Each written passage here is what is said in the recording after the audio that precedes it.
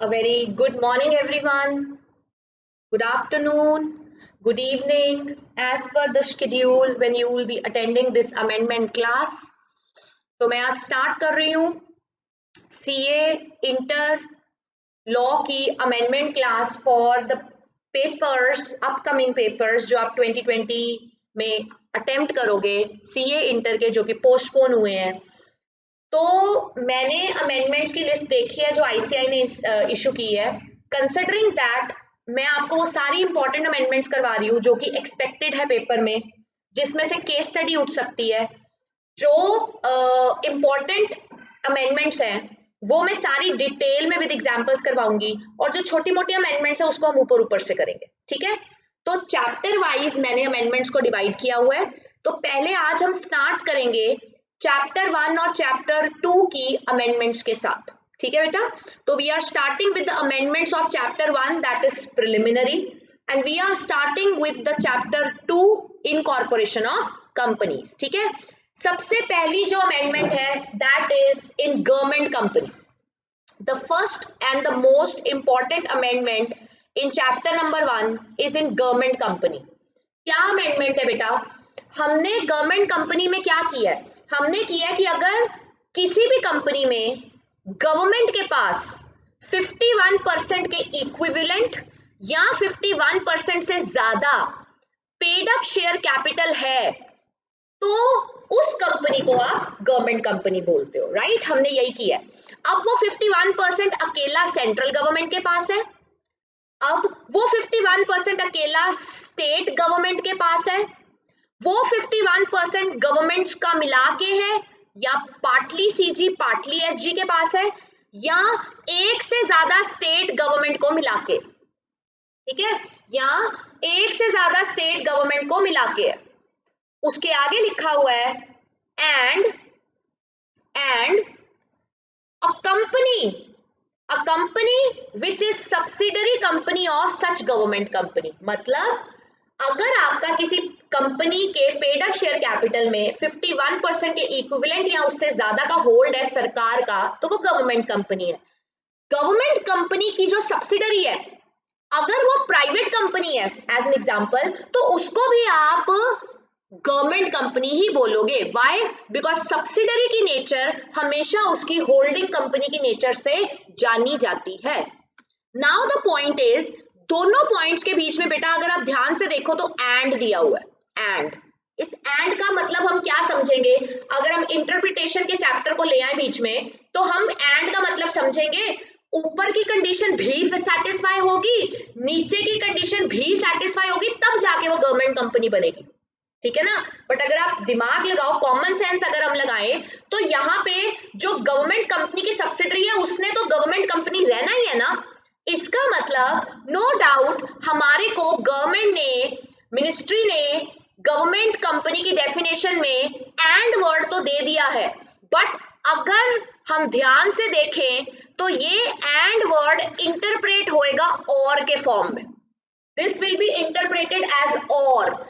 हमने पढ़ा है ना कि कई बार एंड लिखा होता है, but at the same time we don't use and, rather we have to interpret in the form of or. तो this is the scenario, they can put the this amendment considering the interpretation का chapter, तो वो mix match करके डाल सकते हैं। ठीक है, आगे ये तो हो गई नॉर्मल डेफिनेशन गवर्नमेंट कंपनी की। अब 2 मार्च 2020 को जो अमेंडमेंट आई, उस अमेंडमेंट के द्वारा उन्होंने एक लाइन ऐड कर दी। उन्होंने क्या बोला है? They said in the explanation, they said अगर आपकी कंपनी वो कंपनी है जिसमें कि आप डिफरेंशियल शेयर्स इश्यू करते हो, याद है ना?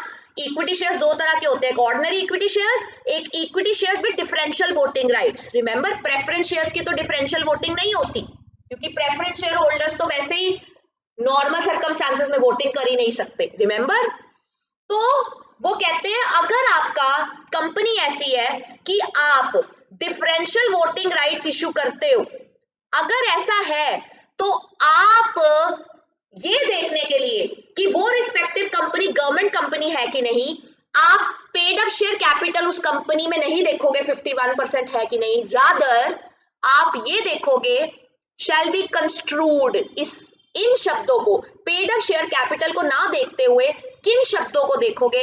Answer is total voting power. In short, अगर ऐसी कंपनी में देखना है कि आप गवर्नमेंट कंपनी हो कि नहीं, पहले देखो क्या वो कंपनी डिफरेंशियल वोटिंग राइट्स वाले शेयर्स इशू करती है। अगर करती है तो आपने 51% ऑफ वोटिंग राइट निकालना है। अगर वो कंपनी डिफरेंशियल वोटिंग राइट्स के शेयर्स इशू नहीं करती है तो आपने 51% of paid up share capital निकालना है। ठीक है, इस सारे कॉन्सेप्ट को समझाने के लिए मैंने नीचे केस दिया है, एक इलस्ट्रेशन दी है, और ऐसे ही ये इलस्ट्रेशन आपके पेपर में भी आ सकती है। क्या कहती है ये इलस्ट्रेशन? अगर आप ध्यान से देखो, it says case 1 and case 2। Case 1 कहता है कि कंपनी के पास डिफरेंशियल शेयर्स नहीं है, कंपनी ने डिफरेंशियल शेयर्स इशू नहीं किए।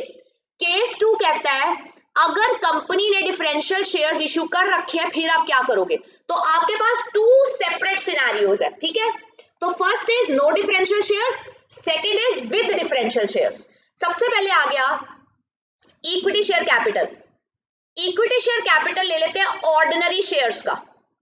ऑर्डिनरी शेयर्स मान लेते हैं एक शेयर की फेस वैल्यू दे रखी है आपको 10 रुपया, टोटल 800 लाख आपको दे रखा है शेयर कैपिटल, मतलब कितने शेयर्स हो गए? 80 लाख। और आपको पता है इक्विटी शेयर जो ऑर्डिनरी होते हैं, एक शेयर के प्रति एक वोट होता है, तो 1 शेयर 1 वोट होने की वजह से वोटिंग कितनी आई? 80 लाख की। यहां पे भी सेम आ गया 800 लाख 80 लाख। ठीक है, केस 1 हमने लिया है कि डिफरेंशियल शेयर्स नहीं है, इसलिए हमने यहाँ पे 0 लिया। केस 2 हमने लिया कि डिफरेंशियल शेयर्स है, कितने? उन्होंने लिखा 100 लाख का शेयर कैपिटल है डिफरेंशियल शेयर्स का। कहते हैं अच्छा फेस वैल्यू कितनी है? 10 रुपया, तो कितने डिफरेंशियल शेयर्स हो गए? 10 लाख। 10 लाख। अब याद करो डिफरेंशियल वोटिंग राइट्स के शेयर्स ज्यादा के प्रति एक वोट होता है, तो वहां पे एग्जांपल में दिया है एज एन एग्जांपल 10 शेयर्स के प्रति आपको एक वोट अलाउड है, तो शेयर्स कितने हैं? 10 लाख। तो 10 लाख 10 शेयर के प्रति एक वोट, तो 10 लाख शेयर्स के प्रति कितना वोट होगा? Answer is 1 lakh. ठीक है, देन आपको गिवन है प्रेफरेंस शेयर कैपिटल है 800 लाख।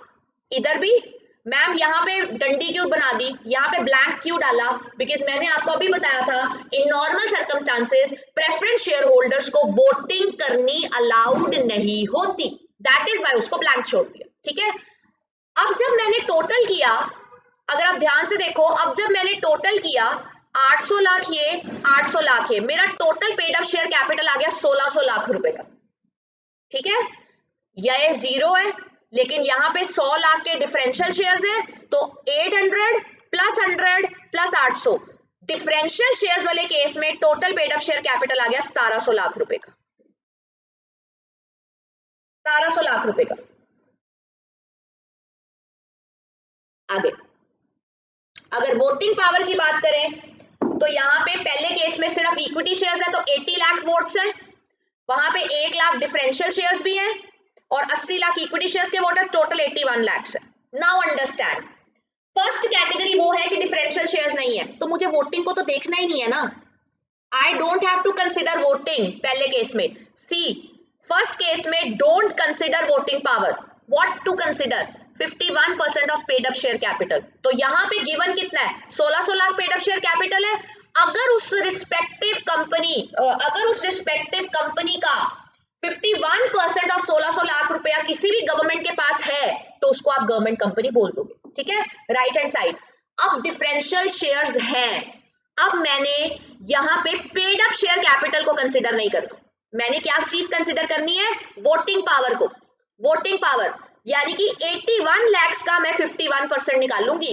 अगर 81 लाख वोट्स में से एटलीस्ट 51% वोटिंग सरकार के पास है, देन इन दो सर्कमस्टांसेस उस रिस्पेक्टिव कंपनी को गवर्नमेंट कंपनी बोला जाएगा, नहीं तो नहीं। ठीक है, आई hope I am clear. So this is the main amendment in the preliminary section. आगे चलते हैं चैप्टर 2 में। चैप्टर 2 में आपने पढ़ा था एक डैडी सेक्शन कि कभी भी हम कंपनीज एक्ट के पूरे एक्ट में कभी भी कंपनी फ्रॉड करेगी तो 447 तो आएगा ही आएगा। सेक्शन 447 एक ऐसा सेक्शन जो मैंने बोला था कभी नहीं भूलना, फाउंडेशन में भी बोला था, इंटर में भी सेम चीज बोल रही हूं, राइट। सी, अगर आप कभी भी फॉल्स इंफॉर्मेशन देते हो इन कॉर्पोरेशन के चक्कर में, तो जो पेनाल्टी है, जो पेनाल्टी आपको भुगतनी पड़ेगी for that fraud, that penalty is given under section 447। अब जी 447 को दो पार्ट्स में डिवाइड कर दिया गया कि कंपनी ने बड़ा घपला किया है कि कंपनी ने छोटा घपला किया, बिग फ्रॉड, पिद्दू फ्रॉड, राइट। अगर स्मॉल फ्रॉड का मैम क्या मतलब है? स्मॉल फ्रॉड का मतलब है जो फ्रॉड की अमाउंट सामने आई, वो फ्रॉड की जो अमाउंट सामने आई वो अमाउंट 10 लाख रुपए से कम है या इक्विवेलेंट है। और द सेकंड केस, जो फ्रॉड की अमाउंट सामने आई वो उस रिस्पेक्टिव कंपनी के 1% टर्नओवर के इक्वल है या उससे कम है।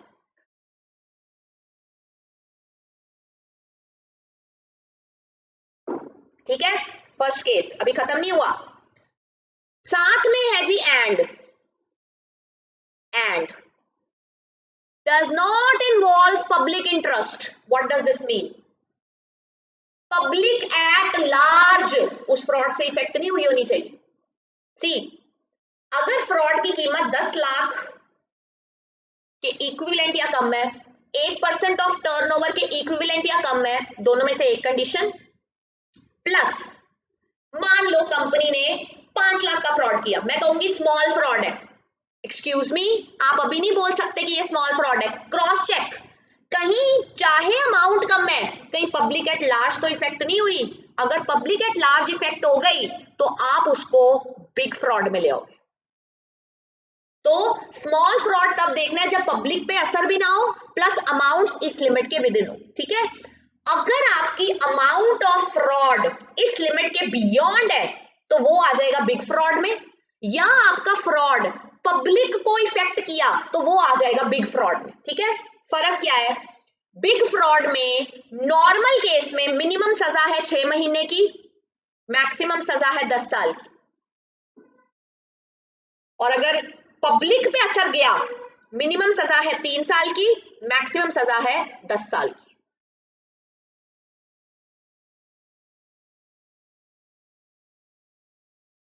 मैक्सिमम सजा है 10 साल की। एज एन एग्जांपल, अगर 20 लाख का फ्रॉड है, 20 लाख का फ्रॉड है, पब्लिक इंटरेस्ट को इफेक्ट नहीं किया तो 6 months to 10 years। 20 लाख का फ्रॉड है, पब्लिक इंपैक्ट हुआ 3 साल से 10 साल। 2 लाख का फ्रॉड है, 2 लाख का स्मॉल को अट्रैक्ट कर रहा है लेकिन पब्लिक को इफेक्ट किया, बिग में आना पड़ेगा।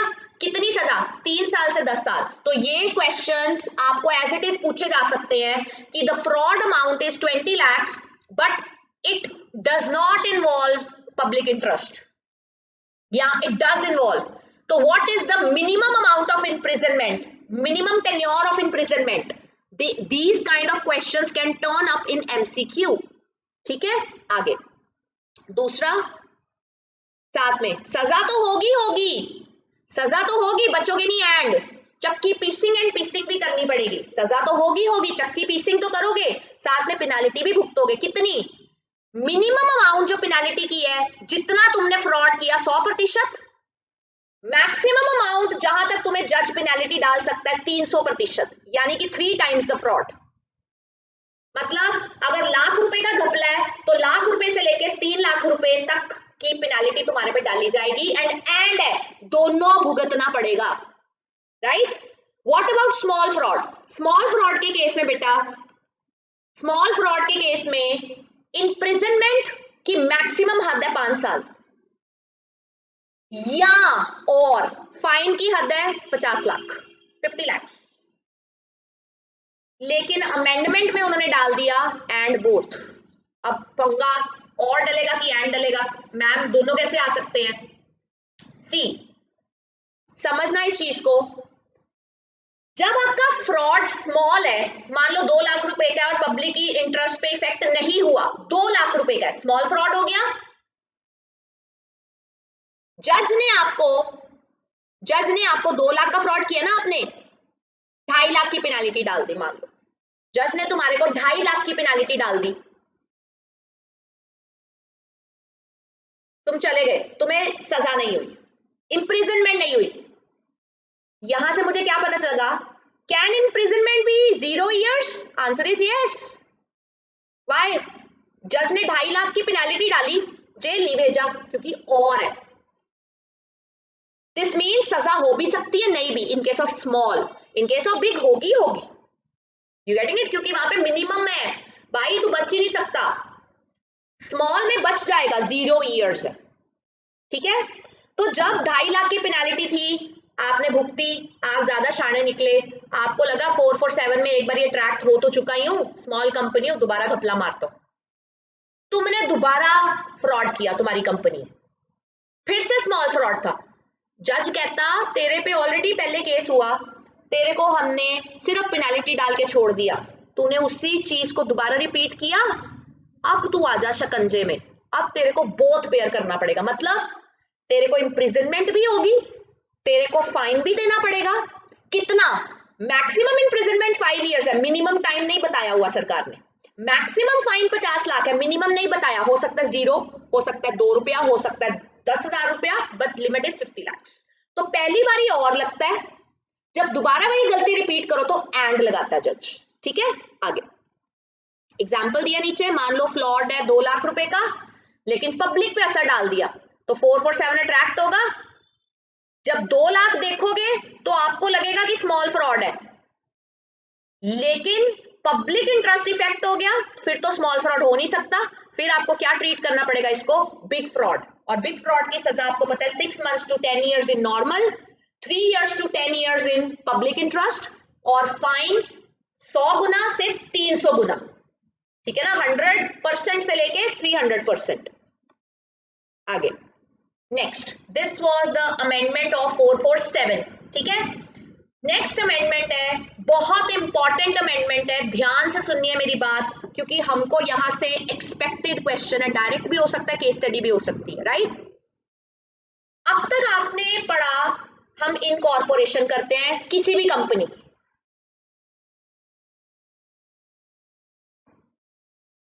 एक्सक्यूज मी, क्योंकि कंपनी की इनकॉर्पोरेशन कंपलसरी है, राइट। हमने पढ़ा जब हमने इनकॉर्पोरेशन करवाना होता है ना, हम रजिस्ट्रार ऑफ कंपनीज को एप्लीकेशन देते हैं, फाइलिंग करते हैं, सब कुछ करते हैं, राइट। नाउ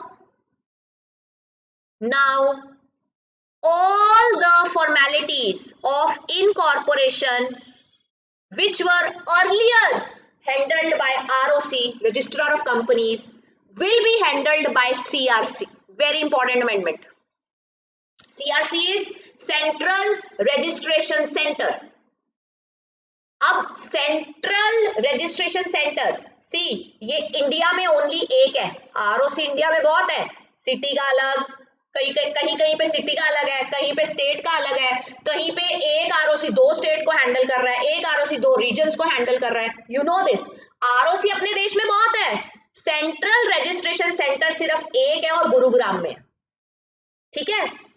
इसका मतलब अब से आपने अगर इनकॉर्पोरेशन करवानी है तो आपने क्या ऑप्ट करना है, आपने सीआरसी ऑप्ट करना है, सीआरसी ऑप्ट करना है। You getting it? पहले आप क्या करते थे, जब आप इनकॉर्पोरेशन करवाते थे, ओपीसी का, अगर आपको याद हो, जो कि आपके टिप्स पे अब तक होना चाहिए क्योंकि पेपर सर पे है, आप आईएनसी 2 भरते थे, इनकॉर्पोरेशन फॉर्म 2। बाकी कंपनी की रजिस्ट्रेशन के लिए आप लोग इनकॉर्पोरेशन फॉर्म 7 भरते थे। वो कहते इनको करो बंद, उसकी जगह इंट्रोड्यूस हुआ नया form INC spice. INC spice अब INC स्पाइस भी हुआ बंद, नया आया उसका upgraded version, and that upgraded version is called spice plus. Now Spice Plus is considered to be equivalent to INC 32, popularly known as Spice Plus. In actual the form number is incorporation 32, INC 32. ठीक है, तो INC 2, INC 7 नाना, spice नाना, spice plus हाँ हाँ, incorporation 32 हाँ हाँ. ठीक है, आगे. अब पुराने टाइम में अमेंडमेंट से पहले ऐप यूज होती थी, मैंने ओल्ड लिखा हुआ है वहां पे, ऐप यूज होती थी, that app was called run. Full form आ सकती है पेपर में, रिजर्व यूनिक नेम, रन. इस ऐप के थ्रू आप 20 दिन के लिए अपने नाम को जब ऑब्वियसली रिजर्व करवा सकते हो. जब कंपनी इनकॉर्पोरेट कराओगे तो कंपनी का नाम क्या है, बहुत बड़ा मुद्दा होता है कि नाम क्या रखना है, क्योंकि याद करो नाम किसी और के साथ रिजेंबलिंग नहीं हो सकता, सिमिलर नहीं हो सकता, कॉन्ट्राडिक्टिंग नहीं हो सकता, याद है ना, ताकि क्लाइंट सॉलिसिट ना हो जाए. तो 20 डेज के लिए रिजर्व हो जाएगा. 20 डेज रिजर्व का मतलब है आपने जो नाम हमको दिया हम 20 दिन रिजर्व करेंगे, 20 दिन तक उस नाम को कोई और यूज नहीं कर सकता. You getting it? आगे, ये रन ऐप यूज होती थी. क्या ये कोई मोबाइल ऐप है? ना. मिनिस्ट्री ऑफ कॉर्पोरेट अफेयर्स की जो वेबसाइट है, रादर मैं बोलूंगी पोर्टल है. कई बार आपके माइंड में आएगा वेबसाइट पोर्टल, मैम क्या बोल रहे हो. सी, वेबसाइट का मतलब होता है आप क्लिक करते हो, उस पर अच्छी खासी इंफॉर्मेशन दी होती है. लेकिन जब वही वेबसाइट आपको डिफरेंट चीजें एक्सेस करनी अलाउ करती है, एज एन एग्जांपल आप फॉर्म फिल कर सकते हो, आप प्रिंट निकाल सकते हो, आप PDF डाउनलोड कर सकते हो, आप यहां से चालान भुगतान कर सकते हो, आप यहां से लाइसेंस के लिए अप्लाई कर सकते हो. अगर आपको वही वेबसाइट बहुत सारी फैसिलिटीज इशू करती है, थोड़ा वेबसाइट का बड़ा वर्जन, लेमन लैंग्वेज में समझा रही हूं, that is called portal, right.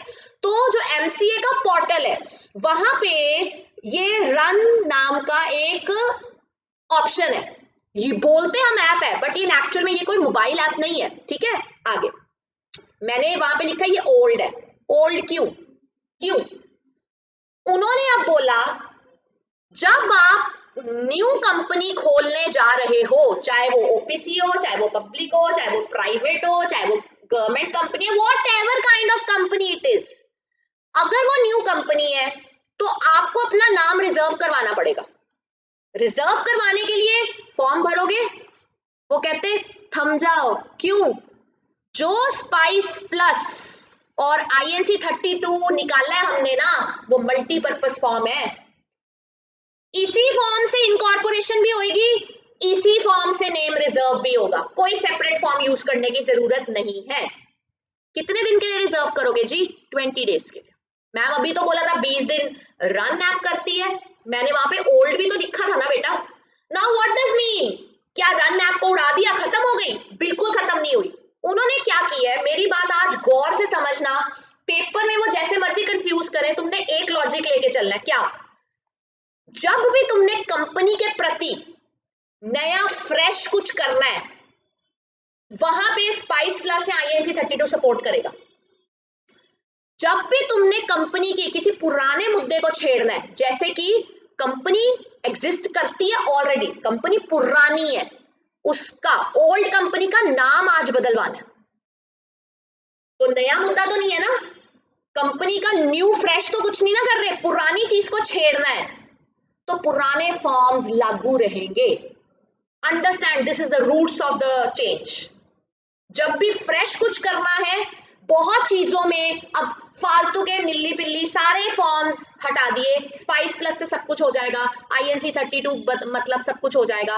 But जहां पे ऑलरेडी कंपनीज एग्जिस्ट कर चुकी हैं, उनमें ही अगर कोई नवा चेंज लाना है, फ्रेश कुछ नहीं करना, पुरानी कंपनी के रिलेटेड कुछ करना है, तो आप पुराने फॉर्म्स यूज कर सकते हो.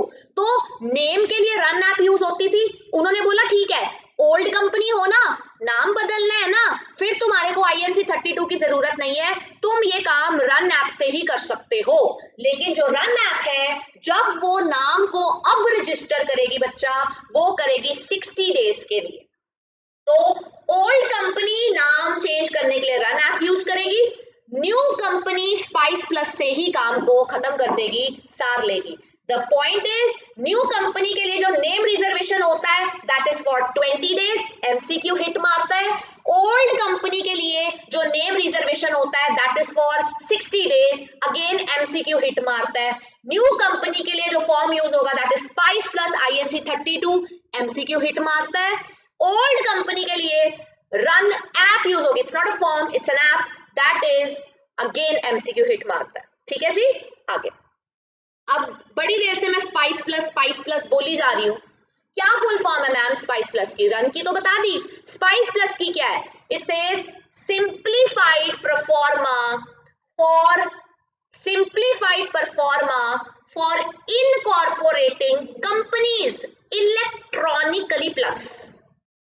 मतलब आसान तरीके से इलेक्ट्रॉनिकली अब तुम अपनी कंपनी को रजिस्टर करवा सकते हो, ऑफिस टू ऑफिस जाके धक्के खाने की जरूरत नहीं है, राइट? अब ये जो स्पाइस प्लस आया ना, इन्होंने 3 बिग चेंजेस लेके आए, दे गॉट 3 बिग चेंजेस। इसमें इनकॉर्पोरेशन के प्रोसीजर में कौन लाया? Obviously central government. Spice plus के आने की वजह से कंपनीज की इनकॉर्पोरेशन में 3 मेन चेंज आए हैं। पहला चेंज ये है दैट तीनों को क्लब कर दूं तो हेडिंग दी है यूनिफाइड सिंगल प्रोसीजर। सब कंपनियां तरीका एक, ऑल कंपनीज तरीका एक। ठीक है, सबसे पहला क्या चेंज आया? उन्होंने CRC एस्टैब्लिश कर दिया। CRC की एस्टैब्लिश की वजह से now it is speedy incorporation. Why? ROC ढूंढो, कौन है, धक्के खाओ, एक को अप्लाई करना है, एक से कैंसिल करवाना है, दूसरे के पास जाना है, फिनिश, सीधा। Any company you are, Gurugram CRC, you have to apply there for incorporation. और क्या वहां जाके धक्के खाने ना, इलेक्ट्रॉनिकली करो जो करना है। क्या करोगे? स्पाइस प्लस भरोगे ना, INC 32 भरोगे ना। ठीक है, आगे सेकेंड पॉइंट, स्पाइस प्लस ही यूज होगा हर कंपनी को इनकॉर्पोरेट करने के लिए। कोई दोहराए नहीं है कि ये कंपनी है तो ये फॉर्म, वो कंपनी है तो वो फॉर्म, खत्म। ठीक है, तीसरी चीज उन्होंने बोली कि कुछ कंपनीज के लिए हम रजिस्ट्रेशन फी एग्जम्प्ट कर देंगे।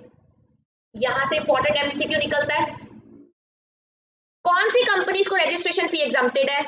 जिनका नॉमिनल कैपिटल 15 लाख के इक्विवेलेंट या कम है, प्रोवाइडेड कैपिटल होगा तो नॉमिनल कैपिटल वर्ड यूज करोगे ना। अगर कंपनी विदाउट शेयर कैपिटल है देन व्हाट? देन अगर आपके मेंबर्स 20 या उससे कम है तो आपकी कंपनी को रजिस्ट्रेशन फी एग्जम्प्टेड है। अब कुछ कंपनीज बड़ी सियानी है, they try to be smart but our government is more smarter than them. कैसे? आप कंपनी शुरू करते हो, मान लो 15 मेंबरों के साथ, आप बोलते हो वाओ रजिस्ट्रेशन फीस नहीं देने को अपने को, फाइन ठीक है। बाद में बंदे बढ़ा के 35 ले जाते हो, बोलते हो हम तो इनकॉर्पोरेट हो चुके हैं ना, तब हमारे बंदे 15 थे, आज 35 हुए। सरकार कहती हम भी बहुत शातिर हैं। जब तुम इस कंडीशन को वायलेट कर गए, the moment you cross the limit given over here, you are eligible to pay the fees to the government। नहीं दोगे, इंटरेस्ट चार्ज होना शुरू हो जाएगा, उल्टा ट्रैप में फंस जाओगे सरकार के। तो आपके पास बचने के दौर आए नहीं है, बच तभी सकते हो when you stay within the limit। The moment you cross this limit, you are eligible to pay the total fees। ठीक है जी, आगे सपोज करो, एग्जाम्पल दिया मैंने, 5 लाख कैपिटल, 7 फैमिली मेंबर्स, क्या रजिस्ट्रेशन फीस देनी पड़ेगी? Answer is no. तो आपको डायरेक्ट ट्रू एंड फॉल्स आ सकता है यहां से, इतने मेंबर्स हैं, इतना कैपिटल है, फीस इतनी बनती है, नहीं बनती है, पार्टली बनती है। तो now you know how to answer, right? आगे स्पाइस प्लस के आने से इनकॉर्पोरेशन के स्टेप्स पे क्या असर पड़ा? See steps of incorporating company, which company I am talking about, वो आपको कंफ्यूज करेंगे। Steps of incorporating OPC, Steps of incorporating Section 8 company, steps for incorporating private company, steps for incorporating public company. अभी तो बोला ना यार, spice plus सारी company का, INC 32 सारी कंपनी का, इसका मतलब ये स्टेप्स जो है वो हर कंपनी के लिए एप्लीकेबल है, ठीक है क्या? सी, सबसे पहले आप कंपनी को इनकॉर्पोरेट करवाने के लिए नाम को रिजर्व करवाते हो। उन्होंने बोल दिया 15 फरवरी 2020 से 15 फरवरी 2020 से you have to reserve unique name for 20 days. अभी पीछे किया, कैसे करोगे? INC 32 यूज करोगे, इनकॉर्पोरेशन फॉर्म ही यूज होगा नाम के लिए, यानी कि स्पाइस प्लस। कैसे करोगे? MCA की वेबसाइट या पोर्टल बोलो। अब तुमने नाम दिया, क्या पता उस नाम से ऑलरेडी कंपनी एग्जिस्ट कर रही हो, तो नाम को अप्रूव करना या रिजेक्ट करना उनकी जिम्मेदारी। वेबसाइट रिजेक्ट करती है उसको कि एक्सेप्ट करती है, वो उनकी जिम्मेदारी है, ठीक है? कौन अथॉरिटी इसमें इन्वॉल्व है? CRC and ROC। तो ROC का पत्ता नहीं कटा, ऑल ऑफ अ सडन आप बोलो इंडिया के सारे ROC छुट्टी पे चले गए, ऐसा कुछ नहीं है। मेन डिपार्टमेंट जो कंट्रोल कर रहा है दैट इज CRC। काम तो जो रजिस्ट्रार्स ने करना है वो तो करना ही है। तो आप ये नहीं बोल सकते कि इनकॉर्पोरेशन के लिए ROC उड़ ही गया। The main authority who is controlling is CRC, but somewhere काम पे अभी भी कौन लगे हुए हैं? रजिस्ट्रार्स, ठीक है? आगे, और अगर उन्होंने आपके नाम को रिजेक्ट कर दिया तो आपको 15 दिन के अंदर रेक्टिफिकेशन करके उसकी रीसबमिशन करनी होती है, राइट? मूविंग ऑन, जब आप अब इस नवे प्रोसीजर के हिसाब से इनकॉर्पोरेट कराओगे किसी भी कंपनी को, आपने कौन कौन से फॉर्म्स सबमिट करवाने? INC 32 तो चलो आपकी सारी इनकॉर्पोरेशन को संभाल रहा है ना, आप समझो। मेमोरेंडम हर कंपनी ने बनाना है, वो INC 32 में थोड़ी डाल दोगे। AOA बनाना है, वो INC 32 में थोड़ी डाल दोगे, ठीक है ना? आप GST की एप्लीकेशन के लिए भर रहे हो, आप एम्प्लॉइज का प्रोविडेंट फंड दे रहे हो, आप एम्प्लॉइज का इंश्योरेंस दे रहे हो, ये सब चीजें INC 32 में थोड़ी आ सकती है। ये कॉन्सेप्ट ही सेपरेट है, it has nothing to do with the actual incorporation. ये डॉक्यूमेंट्स ही सेपरेट है जो इनकॉर्पोरेशन में सपोर्ट करते हैं, वो फॉर्म्स नहीं बंद हुए। हम समझो इसको, ठीक है? सी, 32 से 35 तो अपने पास रेल है। 32 से 35 कौन कौन से फॉर्म आपकी कंपनी भरेगी? INC 32 दोगे इनकॉर्पोरेशन के लिए, नाम के लिए भी यही गया। INC 33 दोगे इलेक्ट्रॉनिक मेमोरेंडम के लिए, INC 34 दोगे इलेक्ट्रॉनिक AOA के लिए, MCQ निकलते हैं अच्छे खासे। INC 35 which is popularly known as Agile Pro, वो आप देते हो 3 चीजों के लिए, GST की आइडेंटिफिकेशन नंबर लेने के लिए, एम्प्लॉइज प्रोविडेंट फंड ऑर्गेनाइजेशन यानी कि एम्प्लॉइज की प्रोविडेंट फंड के लिए, और एम्प्लॉइज की इंश्योरेंस की रजिस्ट्रेशन करवाने के लिए, ठीक है? 4 फॉर्म्स हो गए। उसके बाद एक जाता है INC 9, ये डेक्लेरेशन जाती है सब्सक्राइबर्स की और फर्स्ट डायरेक्टर्स की, जिनका नाम AOA में दिया गया है कि हाँ subscribers have paid for the respective shares. एक जाता है DIR 2, जिसमें कि डायरेक्टर्स अपनी कंसेंट देते हैं कि हाँ हम अपनी मर्जी से डायरेक्टरशिप में आए हैं। और एक जाता है DIR 12, जिसमें डायरेक्टर्स की सारी डिटेलिंग जाएगी, ठीक है? तो ऊपर लिखे 7 फॉर्म कंपलसरी है जो कि हर कंपनी की इनकॉर्पोरेशन में जानी जाने। अंडरस्टैंड? अगला डॉक्यूमेंट है INC 22। अगर तुम्हें याद हो INC 22 आप रजिस्ट्रेशन ऑफिस के लिए देते थे। अब मैंने आपको बोला रजिस्ट्रेशन ऑफिस इनकॉर्पोरेशन के टाइम पे है कि नहीं?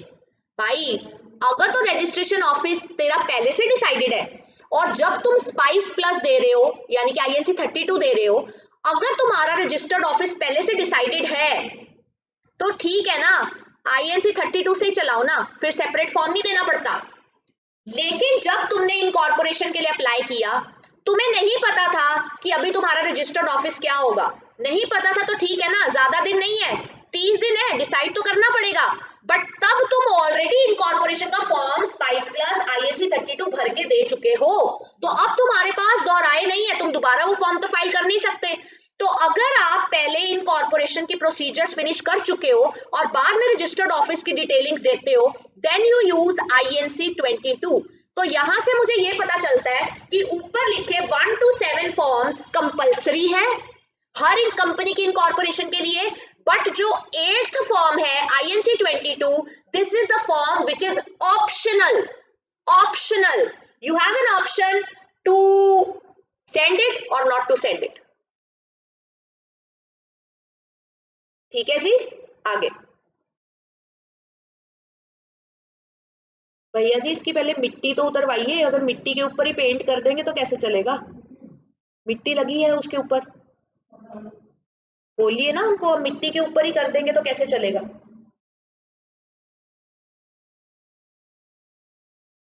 तो आपको कई बारी 3 मार्क्स में, सॉरी फॉर द इंटरप्शन, तो आपको 3 मार्क्स में कई बारी डायरेक्टली पूछ सकते हैं कि स्पाइस प्लस और एजाइल प्रो के क्या पर्पसेस है। 3 मार्क्स में स्पेसिफिकली आ सकता है। तो मैंने एक लिस्ट बना दी है कि इन फॉर्म्स के क्या पर्पस है। नाम reserve, incorporation, understand, MCQ, director identification number आपको चाहिए if you want to be a director in a company. Spice plus से ही आपको अप टू 3 डायरेक्टर्स का TIN इशू हो जाता है, बट अगर आपकी कंपनी में 3 से ज्यादा डायरेक्टर्स हैं तो 3 डायरेक्टर्स के लिए तो आप स्पाइस प्लस से ही DIN ले सकते हो। बाकी के लिए डायरेक्टर्स जब डायरेक्टर आइडेंटिफिकेशन नंबर के लिए अप्लाई करते हैं तो कौन सा फॉर्म यूज करते हैं? Answer is DIR 3। तो क्या वो ओल्ड चीज चलती आ रही है? चलती आ रही है, ठीक है। तो अप टू 3 के लिए स्पाइस प्लस यूज कर लो, बाकियों के लिए DIR 3। यहां से वो तुम्हें MCQ डाल सकते हैं कि 7 डायरेक्टर्स हैं, स्पाइस प्लस और DIR 3, spice plus and DIR 3। Answer will be, अगर 7 है तो आधा काम स्पाइस प्लस से निकालोगे, आधा काम DIR से, दोनों चलेंगे। Answer is spice plus and DIR 3। ठीक है, आगे देन और क्या करोगे जी? और पैन, परमानेंट अकाउंट नंबर किसका? कंपनी का। ये कहां से हो गया? ये तो इंडिविजुअल्स का होता है भाई, कंपनी भी तो सेपरेट लीगल एंटिटी है, आर्टिफिशियल पर्सन है, तो पर्सन को पैन चाहिए ना। पैन मतलब TDS अकाउंट नंबर। हर कंपनी जो टैक्स TDS काट के पे करती है उनको टैन नंबर भी चाहिए। EPFO, what is EPFO?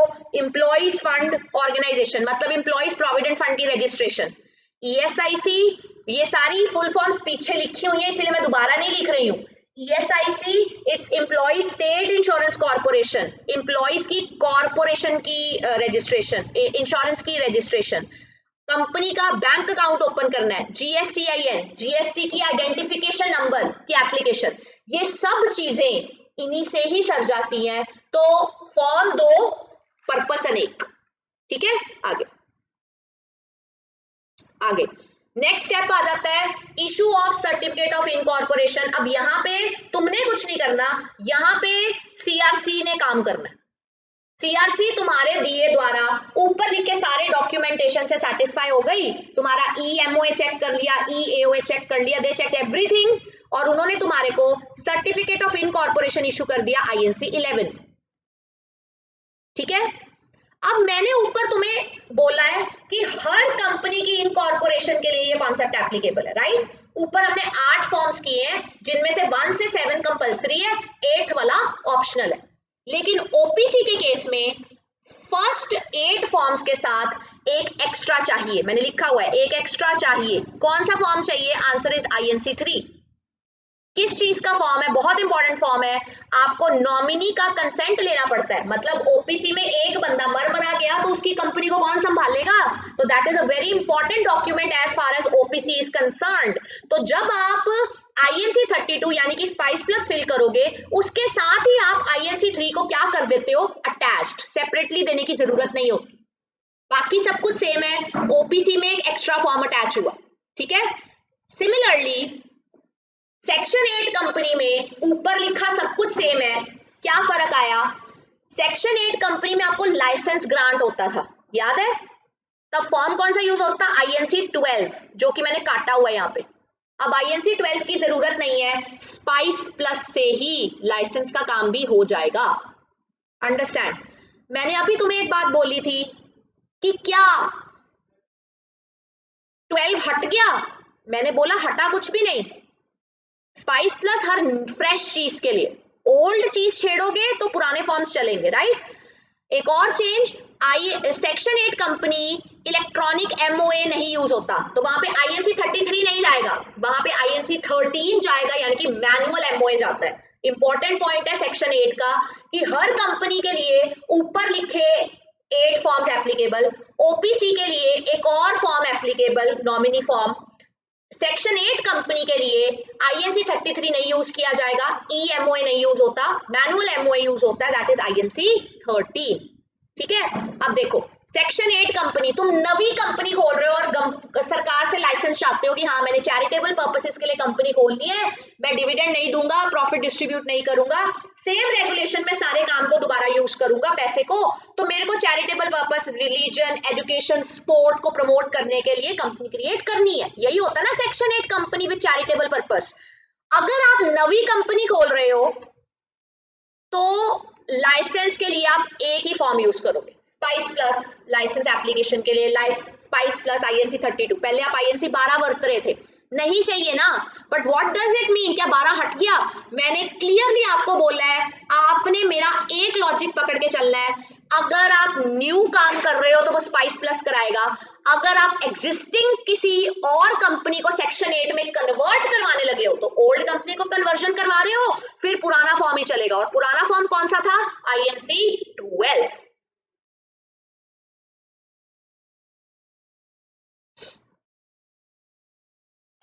ठीक है जी, I hope I am clear, I hope I am clear, so I am moving on.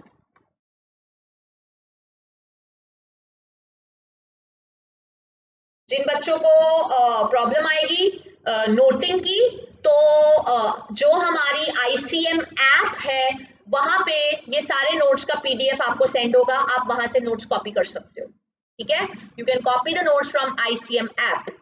आगे ओपीसी में next amendment, this is the next amendment now. OPC के case में बेटा हमने दो तरह की कन्वर्जन की थी, एक कंपल्सरी कन्वर्जन और दूसरी की थी voluntary conversion. We did two types of conversion, compulsory, voluntary. Voluntary conversion में कोई चेंज नहीं है, it is as it is, आपकी मर्जी है आप ओपीसी को बदलवाना चाहते हो। There is a change in compulsory conversion.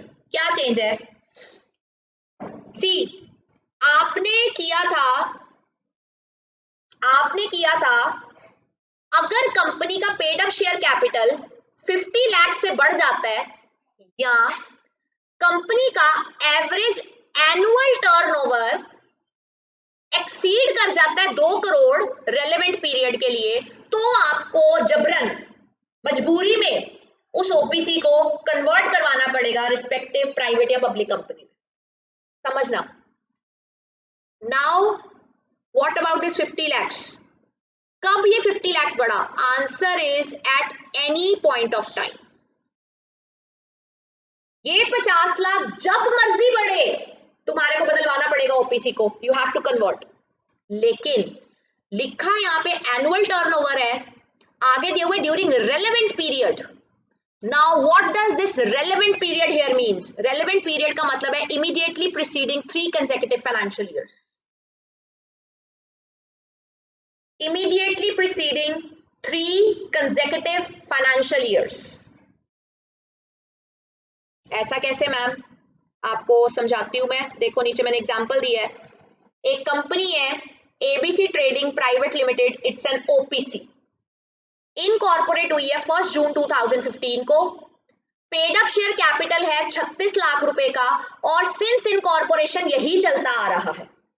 मतलब paid up share capital 50 lakh cross नहीं किया हुआ, ऊपर फर्स्ट लिमिट यही है ना कि 50 लाख से ज्यादा होना चाहिए, तो फर्स्ट कंडीशन नहीं सेटिस्फाई हो रही, तो अब 36 लाख को देख के हमें लगेगा कि कन्वर्जन करवाने की जरूरत नहीं है। और कुछ देर से बहुत बारी वो क्वेश्चन डालते हैं, कुछ भी सिनेरियो डाल के वो तुमसे पूछते हैं कि क्या इस ओपीसी को पब्लिक में कन्वर्ट किया जाना चाहिए, प्राइवेट में कन्वर्ट किया जाना चाहिए। तो मुझे ऐसा कोई क्वेश्चन पेपर में बहुत ज्यादा एक्सपेक्टेड है, तो इसको थोड़ा ध्यान से समझना। ठीक है, नाउ सी, मैंने तुम्हें डिफरेंट फाइनेंशियल ईयर्स दिए हैं 2015-16 से लेके 2023 तक, ठीक है, 2015 से लेके 2023 तक, राइट। और आपको ये टर्नओवर दी हुई है करोड़ में 1.50, 2, 2, 1.5, 2, 2.5, 3, 2, ये आपको टर्नओवर गिवन है इन करोड़, राइट। तो जो ये वाला कॉन्सेप्ट है ये गिवन है, ये आपको पेपर में गिवन होगा, इसके आगे वाला जो है ये आपको कैलकुलेट करना पड़ेगा इस क्वेश्चन को आंसर करने के लिए, ठीक है।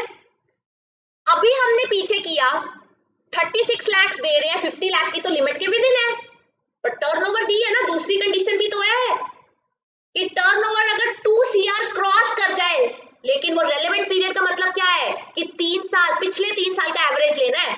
तो 3 साल का एवरेज लेने के लिए पहले साल को छोड़ दिया, दूसरे को छोड़ दिया, तीसरे को छोड़ दिया, 4th ईयर में आपको पिछले 3 सालों का एवरेज लेना है। तो यहाँ पे पिछले 3 सालों का मतलब है 1.5 करोड़, 2 करोड़, 2 करोड़, मतलब total 5.5 crore, 5.5 crore divided by 3, 1.83 crore. ये 1.83 करोड़ 2 करोड़ की लिमिट में है, आंसर इस कन्वर्जन नहीं होगा। अंडरस्टैंड वेरी केयरफुली, जहां पे आप गलती करोगे, मोस्टली हर जगह दिया होता है ग्रेटर देन इक्वल टू, यहां पे अकेली एक चीज दिया है एक्सीड्स 2 करोड़। तो अगर आपका answer is equivalent to 2 crore भी आ जाता है तो भी आप कन्वर्जन नहीं कर सकते, वहां पे क्लियरली मेंशन्ड है इफ इट एक्सीड्स 2 करोड़, ठीक है। तो आप करंट ईयर में जो आपने टर्नओवर निकालना है वो पिछले 3 सालों का टोटल करके निकालना है, जो कि निकाला, उसके बाद उसको डिवाइडेड बाय आप 3 करोगे तो आपका रेलेवेंट पीरियड, जो का मतलब है पिछले 3 सालों के कंसेक्यूटिव टर्नओवर का एवरेज हमने निकाल दिया। जब आप ऐसे करोगे तो 2023 इस साल में अगर आप देखो, अगर मुझे इस साल टर्नओवर कैलकुलेट करना है तो मुझे पिछले 3 सालों को देखना है। तो मैंने पिछले 3 साल किनको देखा, मैंने देखा इसके पिछले 3 साल 3 करोड़, 2.5 करोड़, 2 करोड़, और जब 3 करोड़ प्लस 2.5 करोड़ किया प्लस 2 करोड़ किया तो मेरा आया 7.5 करोड़ का। 7.5 करोड़ को डिवाइडेड बाय 3 किया, 7.5 करोड़ को डिवाइडेड बाय 3 किया, मेरे पास आया 2.50 करोड़, इट एक्सीडेड 2 करोड़। क्या मुझे कन्वर्जन करवानी पड़ेगी? यस, यहाँ पे होगी कंपल्सरी कन्वर्जन। अब उन्होंने तुम्हें नीचे कैसे क्वेश्चन दिया होगा, उन्होंने तुम्हें दिया होगा डिस्कस करो क्या कंपनी को रिक्वायर्ड है कि वो कन्वर्जन करे। आंसर इज यस, करवाना पड़ेगा। कब याद करो ओपीसी के कंपल्सरी कन्वर्जन का लॉजिक, जब आप ऊपर लिखी लिमिट को एक्सीड करते हो आपको उसके विद इन 6 मंथ्स कन्वर्जन करवाना होता है। तो हमारे लिए कब आपने लिमिट को एक्सीड किया, फाइनेंशियल ईयर कौन सा आपने एक्सीड किया, फाइनेंशियल ईयर 22-23 में, यानी कि 1 अप्रैल 2022 यानी कि 2022 के 6 महीने के अंदर आप डेट कैलकुलेट करो, आपके पास आएगा 30 सितंबर 2022। तो इसका मतलब अगर आपका टर्नओवर जब एक्सीड किया तो वो कंपनी जो कि एबीसी कंपनी है, in the year 22-23 by the last date of 30th September 22 you need to compulsorily get converted into a company which cannot be OPC anymore. Why? Because you violated the conditions of being an OPC. ठीक है जी, I hope it is clear to you. तो इस तरीके से अगर आपको question paper में आ जाएगा, आप ऊपर हेडिंग डालोगे compulsory conversion, proper working notes बनाओगे, देन नीचे प्रॉपरली पैराग्राफ में छोड़ के आओगे कि compulsory conversion is meant to be done within 6 months, तो प्रॉपर कैलकुलेशन शो करोगे, neat and clean working notes बनाओगे तो you will get the marks. ठीक है जी, आगे